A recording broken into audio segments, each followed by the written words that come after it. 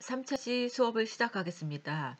1차시, 2차시, 3차시 모두 이 초현실주의 화가에 대해서 알아보는 시간입니다. 우리가 1차시, 2차시, 3차시에서 지금 초현실주의 미술가들을 중심으로 해서 알아보는 시간인데요. 이 3차시에서는 여러분들이 많이 알고 있는 이 살바도르 달리에 대한 어, 조사와 이 막스 에른스트에 대한 이 초현실주의의 그림들을 보면서 알아보는 시간을 갖고자 합니다. 이 살바도르 달리입니다. 달리 그림은 여러분들이 아마 많이 봐서 알 거고요. 미술책에도 많이 나와 있던 그림들이 있습니다. 이 살바도르 달리는 이 1904년에서 1989년에 살았고요. 이 초현실주의 이 미술사의 대표 인물인 이 살바도르 달리는 이 스페인 출신입니다. 스페인 이 카탈루냐 동북부의 소도시 피게레스에서 태어났습니다. 그의 아버지는 피게레스에서 공증인으로 일하고 있었고요. 집안은 부유한 편이었다고 합니다. 또 스페인의 초현실주의 화가이자 판화가, 영화 제작자이기도 합니다. 20세기 초에는 이 스페인에서 태어나 다능한 이런 재능과 퍼포먼스로 이 회화와 영화 모두 굉장히 유명한 인물이 되었다고 합니다. 전체 이름은 이 살바도르 도밍고 펠리페 하신토 달리 이 도메네크라고 합니다. 이 기이한 이런 광기와 독특한 이런 퍼포먼스 그리고 천재적인 그림으로 대중의 사랑을 받았다고 합니다. 또 학교에서 퇴학당한 이 1926년 달리는 자신이 존경하던 이런 파플로 피카소를 파리에서 만나게 됩니다. 피카소는 이 후안 미로를 비롯한 자신의 친구들에게 달리를 소개했고요. 그 영향으로 향한 몇 년간 피카소의 그런 화풍과 큐비즘이 이런 달리의 작품에 노골적으로 드러나게 됩니다. 또 바르셀로나의 인형 1927년작 이런 달빛 아래의 정물화 또 이 시기에 달리는 이 지그문트 프로이트의 정신분석학을 탐독하기도 했고요. 또 그의 초상화를 그리는 등 열렬한 이런 팬임을 자처했다고 합니다. 그리고 달리는 이런 꿈과 정신의 세계에 대해서 표현하게 되는 중대한 계기가 되었다고 합니다. 이 달리가 자신의 그 트레이드 마크인 이런 수염을 기르기 시작한 것도 이 무렵의 일인데요. 이것은 스페인의 화가 디에고 벨리스카스를 모방한 것으로 알려져 있습니다. 그는 초현실주의의 시초라고 알려진 이 앙드레 브루통과의 불화로 인해서 초현실주의 화가 그룹에서 제명당하기도 했다고 합니다. 그의 그런 기이한 언행은 이 부르통이 평생을 걸쳐 지키려고 했던 이런 초현실주의의 순수함과 엄격함에 자꾸 균열을 냈고요. 특히 달리는 자주 그 정치적인 발언을 공개적으로 했는데 이 초현실주의가 그렇게 싸우고자 했던 자본주의, 파시즘의 망령을 찬양하는 발언을 자주 해서 이 부르통을 비롯해서 수많은 그런 초현실주의자들의 심기를 건드렸다고 합니다. 이런 달리의 발언은 도통 진지한 것인지 찬양을 빙자한 빈정거림인지 종잡을 수 없을 정도로 빈정거림이 많았다고 합니다. 이 초현실주의 추구의 끝은 결국 스스로를 부정하고 파괴하고 뛰어넘게 되는 것이니까 이 달리의 수많은 이런 빈정거림과 악성들은 한편으론 초현실주의와 통하는 것이 아니었나 싶다 생각이 듭니다. 이거는 살바도르 달리가 이자 앞에 있는 이런 달리의 본인의 자아상을 그린 것입니다. 달리의 그런 첫 번째 초상화로 알려져 있는 이 작품에는 두텁고 풍부한 그런 질감을 사용해 이 숙달된 이런 테크닉을 보여주고 있습니다. 그러나 이것은 그의 그림이 성숙해짐에 따라 포기하게 되는데요. 드로잉을 중시하는 엄격하고 정확한 그런 표현 기법들을 선호하게 되었기 때문입니다. 이게 이제 초기 작품입니다. 또 이거는 엘 야네의 수욕도인데요. 이 전묘화처럼 표현된 이 살바도르 달리의 엘 야네스의 수욕도라는 작품입니다. 엘 야네는 이 카다케스 달리가 살던 곳 근처의 해변 선박 창고라고 합니다. 이 작품은 라몬 피조트의 영향을 많이 받아 완성되었지만 이런 달리의 독특하고 개인적인 양식도 표현되고 있다고 합니다. 이거는 이 나파엘풍의 긴 목을 가진 자화상입니다. 달리는 이런 스승인 피조트로부터 오렌지와 보라색의 그런 병치 기법을 배웠는데요. 이런 색상들은 초기 작품에서 많이 나타나고요. 자화상의 그런 신비적인 모습은 이런 라파엘의 동화된 이런 상징주의적인 느낌을 줍니다. 달리의 그런 특별한 성격인 이런 깊은 에고이즘을 잘 보여주고 있다는 것을 알 수 있습니다. 몇 년이 지나 이러한 성격은 그의 그 편집각적인 이런 표현을 형성되는 열쇠가 되기도 합니다.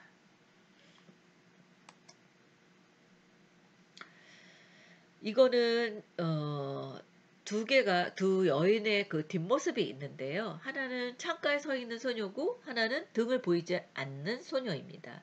달리의 여동생 안나 마리아를 그린 두 초성화는요. 1925년 전시에서 큰 반향을 일으켰다고 합니다. 어떤 거냐면요. 정확하고 차가운 이미지의 색조는 이 시기에 몇몇 글에서 논의되었던 성스러운 객관성이라는 정신을 표현하고 있고요. 감상자들에게 등을 돌리고 있는 주제는 독일 그런 낭만주의화가 그 카스파르 다비드의 프리드리에서 차용된 것이다 하고 논의가 되었다고 합니다. 우리 배웠죠. 이 프리드리의 작품은 이 풍경을 많이 그리면서 사람의 정면이 아닌 뒷모습만 그림을 그린다고 아마 이야기를 해드렸을 것입니다. 이거는 비너스와 어린 큐피트입니다.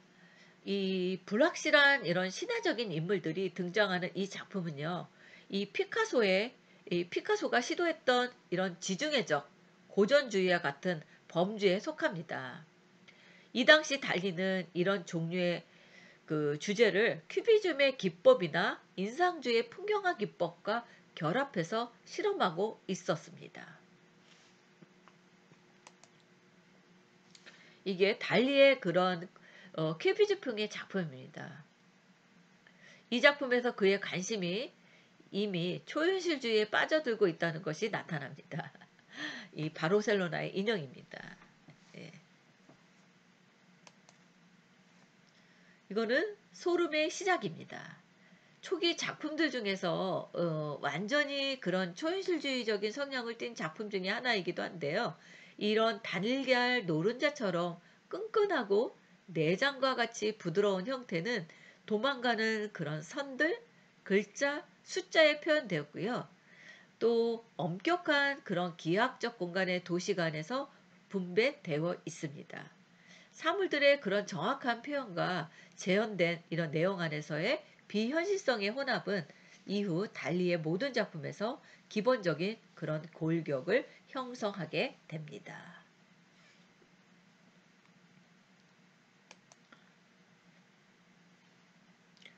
이거는 보이지 않는 남자입니다. 달리는 16세기 이 매너리즘화가 아르침볼드의 영향을 받아 형상을 다양한 그런 오브제의 묘사로 대체하여 그림을 그리기 시작을 합니다. 처음에는 이런 이중 이미지 또는 보이지 않는 이미지의 주제를 접목시켰고요. 또 이 작품은 1933년에 완성하지 못하고 포기했지만 이 편집강적 이런 비평적 방법을 이용해서 꿈의 내용을 나타낸 작품이라고 합니다. 이게 이제 중기 작품이 약간 그 초현실적인 작품으로 되고 있는 것을 알 수 있습니다. 이거는 이 나르시스의 변모라고 하는데요. 신화를 통해서 이런 초현실 세계 묘사를 했습니다. 달리의 그런 나르시스의 변모는 그러한 시도 중의 하나입니다. 또 이 나르시스 역시 잘 알려진 그리스 신화고요. 헤라는 이런 제우스가 바람 피우는 것을 도와준 이 괘씸죄로 에코에게 다른 사람의 말 가운데 마지막 음절만 반복하는 이런 무서운 형벌을 내립니다. 이 저주로 인해서 나르시스에게 사랑을 전하지 못하고 여위야가던 에코는 나르시스도 자신과 똑같은 고통을 느끼게 해달라고 복수의 여신에게 빕니다. 그래서 나르시스는 자신과 사랑에 빠지고 맙니다. 물에 비친 자신의 모습을 사랑하게 되어서 샘만 들여다보다가 마침내 탈진하여 죽는다. 그가 죽은 자리에 한 송이 꽃이 피어났는데 이게 나르시스 수선화라고 부르게 되었다는 이야기입니다. 지금 이겁니다. 그 이야기가. 그래서 이 달리의 그런 나르시스의 변모, 그러니까 수선화 꽃이죠. 이 수선화에 대한 얘기입니다. 나르시스의 신화는 특별히 달리에게 흥미로운 주제였는데요. 작품을 이해하는 데 중요한 개념, 또 어린 시절 그런 형의 죽음과 관련되어 있고요. 연못의 그런 물 안에 반사되어진 이미지와 현실적인 이미지 사이의 혼돈을 표현하고 있다고 합니다. 좀 말이 안 되면서도 좀 뭐가 뭔지 모를 적의 그런 이미지들을 보여주고 있죠. 그런데 여기서 이렇게 꽃이 피고 있죠, 또. 이게 이 나르시스의 변모라고 합니다. 그림을 보면 그런 나르시스는 물에 비친 자신을 하염없이 응시하고 물에 일부를 담가서 사랑하는 이에게 좀 더 가까이 다가려는 듯한 이런 것들을 보여주고 있다는 거죠. 또 그 나르시스의 변모라는 제목답게 이미지 번영 과정이 나타나 있는 것을 알 수 있습니다. 그래서 왼편의 어렴풋한 실루엣에서 오른쪽으로 오가면서 머리는 달걀로 머리카락 아까 그 머리카락 그 달걀 형태의 그 꽃이 피어 있는 걸 보셨죠? 또 몸은 손가락으로 변형이 이루어져 있고 뒤편에 벌거벗은 사람들은 인간의 본능적인 속성으로 나르시스 현상을 강조하려는 의도인 듯하다 하고 느껴집니다.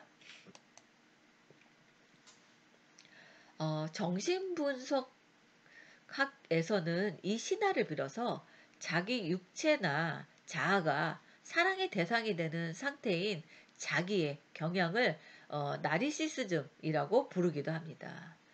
이 프로이트가 보기에 이 인간은 유아기에 자신의 관심이 집중되는 1차 나르시시즘 단계에 있다가 점차 외부 대상인 어머니 이성으로 향하게 된다는 거죠. 그러나 애정생활 위기에 직면해서 상대를 사랑할 수 없게 될 때 자신에 대한 사랑으로 돌아가는 2차 나르시시즘 단계에 들어간다고 합니다. 달리가 어렴풋한 이런 실루엣에서 더 견고한 사물의 형태로 이 나르시스의 변모 과정을 묘사한 것이 나르시시즘 단계 변화를 보여주는 의도가 아닐까 싶고요. 또 2차 나르시시즘 단계는 누구나 겪는 이런 자연스러운 과정인 1차 단계와는 성격이 판이하게 다르다고 합니다. 정상적 과정에서 이탈하여 이런 자아의 중요성이 너무 과장되어서 장애에 이른 상태, 자아 감각의 인플레이션 상태라는 점에서 병리적 증상이다 하고 이야기를 합니다. 또 나르시스는 하가 자신일 수도 있다. 나는 일생 동안 정상성에 익숙해지는 게 몹시 어려웠다. 세상을 가득 메우고 있는 인간이 보여주는 그런 정상적인 그 무엇이 내게는 혼란스러웠다는 것이죠. 달리 스스로 이런 정상적 인간에 적응하지 못하고 끊임없이 자기 자신으로 향하는 정신적 장애를 인식했다는 것입니다. 그래서 자신의 그 비정상적 측면과 장애를 사랑했고 심지어 자랑을 했다는 거죠. 이 브루톤과의 불화도 초현실주의 그룹에서 제명당했을 때 나는 초현실주의 자체니까 아무도 나를 쫓아내지 못한다. 그렇게 말한 것도 이런 자아 감각의 인플레이션 상태를 보여준다고 할 수 있습니다. 여러분들 그 초등학교인가요? 중학교인가요? 거기 미술 교과서에 대표적으로 많이 나오는 게 이 작품이죠. 이 달리의 기억의 지속입니다. 그의 대표적인 작품 중에 하나죠. 그리고 살바도르 달리 하면 대부분의 사람들은 제일 먼저 떠올리는 작품이 이겁니다. 기억의 습작입니다. 그래서 제6차 교육과정 미술 교과서에도 또 이 기억의 습작이라고 번역되어 있습니다. 이렇게 초현실주의 그룹이 뉴욕에서 전시할 때 처음 소개된 작품으로 달리는 이 전시를 통해서 크게 알려졌다고 합니다. 캠퍼스를 보면 저 멀리 바다와 해안선, 항구와 절벽 풍경이 보이는데 앙상한 나뭇가지와 가진 목소리 그리고 감은 눈을 연상시키는 바닥의 신체 일부에서 녹아 흘러내리는 시계가 걸쳐져 있고요. 그리고 왼쪽 아래에 놓인 주황색 해중시계, 개미떼가 몰려 있습니다.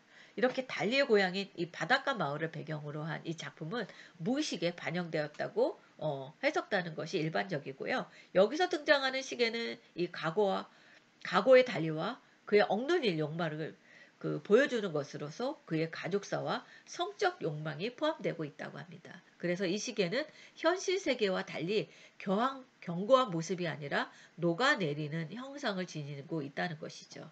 한편 개미로 뒤덮인 시계는 죽음을 상징한다고 합니다. 달리는 꿈을 거의 문학적으로 그렸는데 그러한 작품은 잠에서 깨어나자마자 캠퍼스에 옮겨진 환영들이라고 합니다. 그래서 종종 이러한 그림에서 어린 소년의 이미지가 등장하는데 이는 어렸을 때 이 회귀하려는 이 달리의 잠재의식을 나타냈다고 합니다.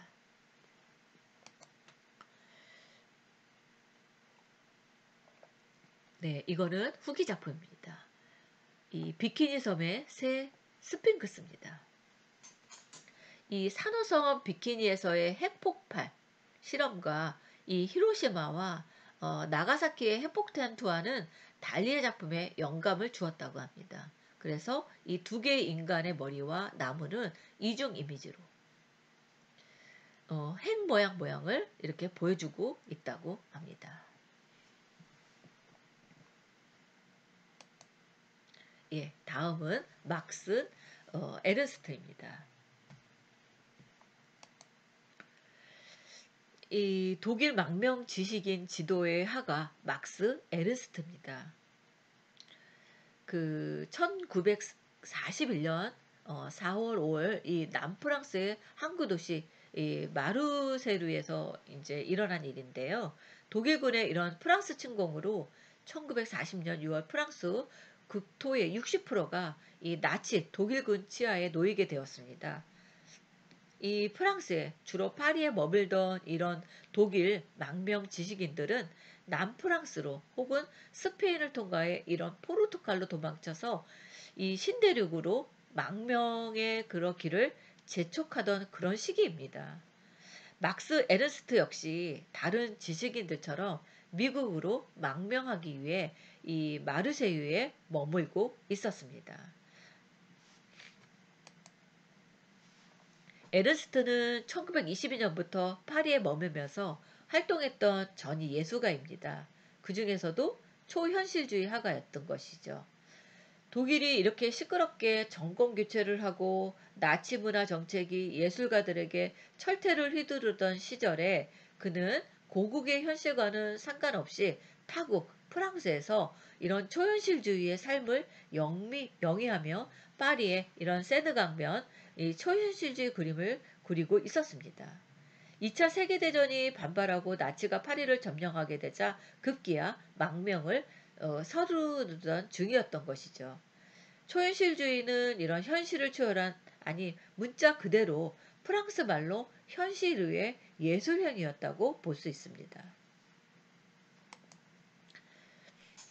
이 망명을 떠나야 했던 이유는요. 이 현실적으로 독일인이었고 초현실주의자였기 때문입니다. 제2차 세계대전이 발발하자 에르스트는 이 프랑스인들에게 적대 외국인으로 지목돼 수용소에 수감되기도 했고요. 또 나치 독일군이 진주하자 이번에는 나치에게 체포돼 수용소 수감 생활을 했다고 합니다. 그러니 이제 프랑스는 더 이상 그가 머물 수 있는 땅이 아니었던 거죠. 아무리 그런 초현실주의라고 해도 현실로 끌려 내려올 수밖에 없었던 것입니다. 이렇게 현실과 초현실주의의 두 방식을, 아니 그 커다란 범주를 동시에 적용하지 않을 수 없었던 것이죠. 쉽게 말해서 현실은 유럽 사정이고 초현실은 예술인 것이죠. 혹은 이 막스 에른스트의 독특한 기질이나 인생관으로 이해해도 된다는 뜻입니다.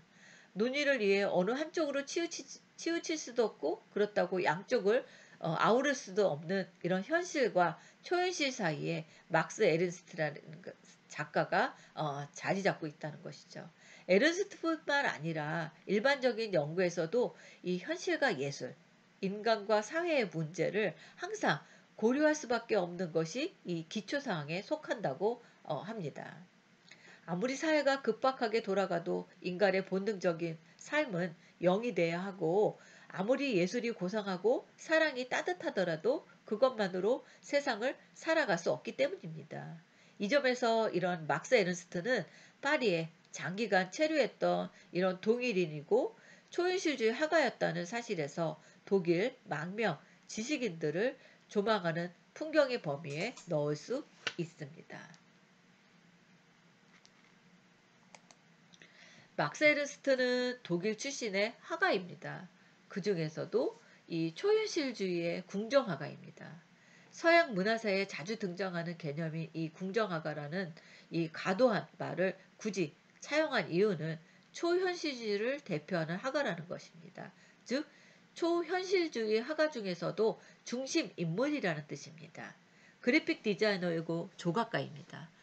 전이파 예술이라는 말도 빼놓을 수 없습니다. 작가였고 다른 사람들과는 비교가 될 수 없이 수많은 예술 기법을 발견한 그 사람이 막스 에르스트입니다.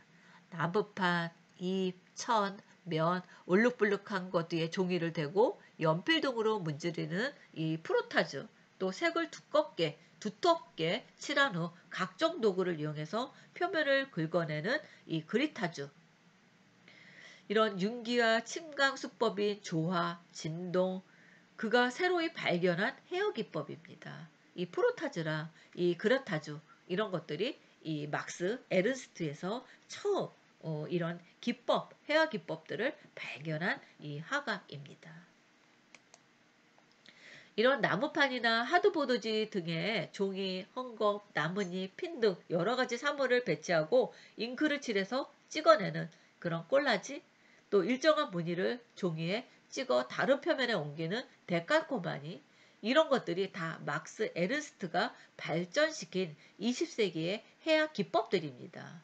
막스 에른스트는 이런 프로타즈와 콜라즈, 그로타즈, 데칼코마니 같은 그런 기법들을 새롭게 고안한 사람입니다. 1차 세계대전 당시 4년 동안 이 독일군으로 참전했던 이런 경험 덕분에 막스 에른스트는 세상의 부조리함에 대해서 눈을 뜨게 되었습니다. 이러한 인식의 변화는 막스 에른스트의 작품에도 영향을 미쳤다는 거죠. 작품이 이런 겁니다. 좀 현실화에게는 이 동떨어지면서 이런 그 여러 가지 그런 초현실주의 작품들을 내놓고 있습니다. 1920년에 막스 에른스트는 이런 그 아르포와 요하네스 테오도르 바르겔트와 함께 이런 다다이즘 전시회를 개최했다고도 합니다. 사람들에게 충격을 주고자 기획되었음에도 불구하고 전시회는 외설적이라는 이유로 폐회되고 말았다고 합니다. 막스 에른스트의 작품에 집요하게 드러나는 어떤 형상이 있습니다. 새 부리 형상의 한 이 로플룹이라는 것입니다. 이 새 인간은 막스 에른스트가 만들어낸 막스 에른스트의 분신이자 페르소나, 외적 인격입니다. 막스 에른스트는 유년 시절 사랑했던 이런 앵무새의 죽음과 동시에 여동생의 탄생으로 이 심리적으로 무척 혼란스럽고 고통스러워했다고 합니다. 그때 그는 새보다 더 뛰어난 이 인간 인간조라는 이 존재를 만들어냈다고 합니다. 이게 그것입니다. 참 진짜 초현실주의의 그런 작품 같죠. 이것도 막스 에른스트와 노플롭이라는 이 그림을 이렇게 표현을 했습니다. 그 독일 태생의 막스 에른스트는 이렇게 초현실주의장의 초현실주의고, 그는 이 살바도르 달리도 이 마그네트보다 대중적인 인지도가 떨어지지만 이 매니아들은 그를 최고의 초현실주의자로 간주한다고 합니다. 에른스트는 이 프로이트적인 잠재의식을 화면에 정작시키는 방법으로 이 프로타즈 문지르기 기법을 사용한 것으로도 유명하고요. 유년 시절 그는 마룻바닥에 종이를 대고 긁으면 나타나는 형상에 매료되었다고 합니다. 그것을 무의식의 자동 기술법이라고 생각했다는 것이죠. 에르스트의 작품에 집요하게 드러나는 어떤 형상이 있습니다. 새불이 아까 보여준 그 로플로빗입니다. 이게 또 에르스트가 개발한 분신이자 페르소나라고 아까 얘기를 했죠. 이렇게 앵무새의 죽음, 여동새의 탄생, 뭐 이런 것들을 이용해서 그림을 그렸다는 것을 다시 한번 이야기해 드리고 싶습니다. 또 새 인간, 아까 노플롭은 이 파나집과 소설책에 100개의 머리 없는 여인, 이번 주의 친절 이런 것들을 등장시켰다고 합니다. 거기에서 로플롭은 허둥지둥 도망치거나 여성을 강간하거나 감옥에 갇힌 여자들에게 말을 거는 등 하나같이 기묘한 그런 모습으로 등장했다고 합니다. 거의 모든 이미지들은 그 단박에 해독되지 않지만 그저 궁금증을 더해주는 그런 그림을 그렸습니다. 또 이 에르스트가 이 프로이트의 꿈의 해석에 경도되었다는 사실을 감안한다면 아마 독일어에서 새처럼 행동하다. 그래서 이것들을 언급하고 있는 것일지도 모릅니다. 독일어의 폴겔. 이거는 모자로 만든 사람입니다. 종이에 이 크레용, 잉크, 수채, 콜라주 이런 것들을 가지고서 모자로 만든 사람을 이렇게 표현을 한 것입니다. 네, 이거는 명쾌한 최초의 언어라고 하면서 이 그림을 이렇게 그렸습니다.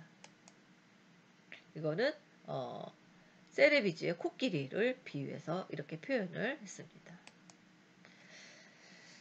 이렇게 그 막스 에르스트의 미국 망명은 독일 망명 지식인 지도에서 어떠한 의미를 지니고 있습니다. 막스 에르스트는 미국에서 새로운 영감을 얻었고 또 미국의 젊은 작가 세대들에게 새로운 영감을 줬다고 합니다.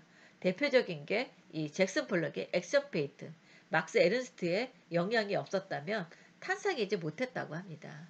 막스 에르스트는 독일 출신이지만 한 국가에 소속된 사람이 아니라 여기저기 세계를 떠도는 방랑자였다고 합니다. 실제로 여기저기를 떠돌았지만 그가 사귄 여인들의 국적은 다양했고 마음과 예술도 세상을 떠돌았다고 합니다.